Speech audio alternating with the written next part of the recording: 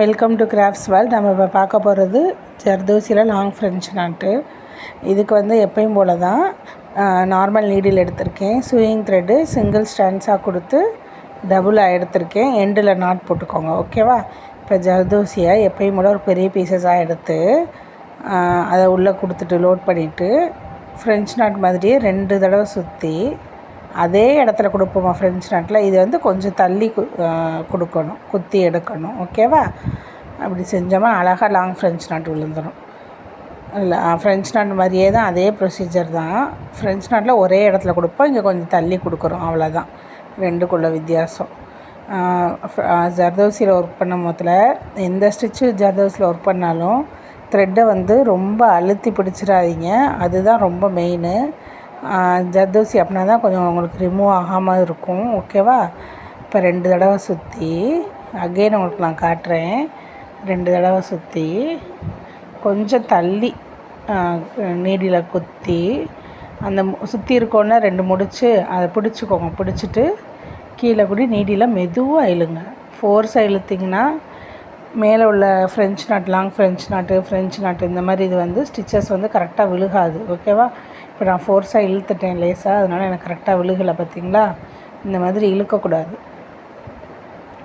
மெதுவாக இழுக்கணும். இது வந்து எந்த சைஸஸ்னாலும் நம்ம கொடுத்துக்கலாம், சின்னது பெருசு எந்த சைஸஸ்னாலும் நம்ம வந்து லாங் ஃப்ரெஞ்ச் நாட் போட்டுக்கலாம். இதை ஃபில்லிங் ஸ்டிச்சாகவும் நம்ம யூஸ் பண்ணலாம்.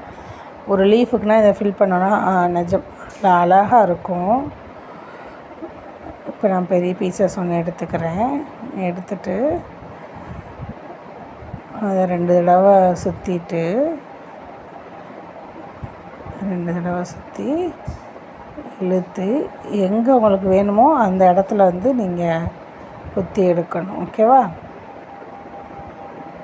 இந்த முடிச்சை பிடிச்சிக்கோங்க, மேலே கூடி இந்த முடிச்சை பிடிச்சிட்டு அடியில் நீடில் இழுங்க, மெதுவாக இழுக்கணும், ரொம்ப ஃபோர்ஸாக இழுக்காமல் மெதுவாக இழுங்க, ஓகே? அவ்வளோதான், உங்களுக்கு அழகாக விழுந்துடும் லாங் ஃப்ரெஞ்ச் நாட்டு. இதிலே வந்து ரொம்ப குட்டியாகவும் நீங்கள் போடாதீங்க. போட்டிங்கன்னா எந்த மாதிரி இருக்குன்னா ஃப்ரெஞ்ச் நாட் மாதிரியே தான் உங்களுக்கு விழுகும். இப்போ நான் உங்களுக்கு எக்ஸாம்பிளுக்கு ஒரு தடவை வந்து நான் சின்னதாக போட்டு காட்டுறேன் பாருங்கள். சைஸ் வந்து சின்னதாக போட்டால் அது ஃப்ரெஞ்ச் நாட் மாதிரியே இருக்கும். அது எந்த மாதிரி இருக்கும் உங்களுக்கு சொல்கிறேன். இப்போ ஒரு பீஸ் எடுத்துக்கிட்டோமா, எடுத்துகிட்டு சுற்றிட்டு 2 தடவை சுற்றிட்டு தள்ளி போய் குத்தாமல் பக்கத்துலேயே குத்துறேன். பக்கத்துலேயே குத்தி கொஞ்சம் நீடியில் வெளியில் எடுத்தோன்னா பார்க்குறக்கு இது லாங் ஃப்ரெஞ்ச் நாட் மாதிரியே இருக்காது, ஏன்னா பக்கத்தில் நம்ம குத்திருக்கோமா. ஸோ இது வந்து ஃப்ரெஞ்ச் நாட் மாதிரியே தான் லுக் இருக்கும். இந்த தப்பை பண்ணாதீங்க. இப்போ என்ன ஷேப் வந்து நம்ம ஒர்க் பண்ணலான்னு சொல்லிட்டு பார்க்கலாம். ஒரு லீஃப் ஷேப் மாதிரி வந்து நீங்கள் ஒர்க் பண்ணுங்கள். நீங்களும் என்னோட பேசிக் அண்ட் அட்வான்ஸ் லெவல் ஆரி கிளாஸில் ஜாயின் பண்ணணுன்னு இன்ட்ரெஸ்ட் இருந்தால் ஸ்க்ரீனில் தெரிய நம்பருக்கு கான்டாக்ட் பண்ணுங்கள். பொறுமையாக பார்த்து ஒர்க் பண்ணுங்கள். தேங்க்ஸ் ஃபார் வாட்சிங்.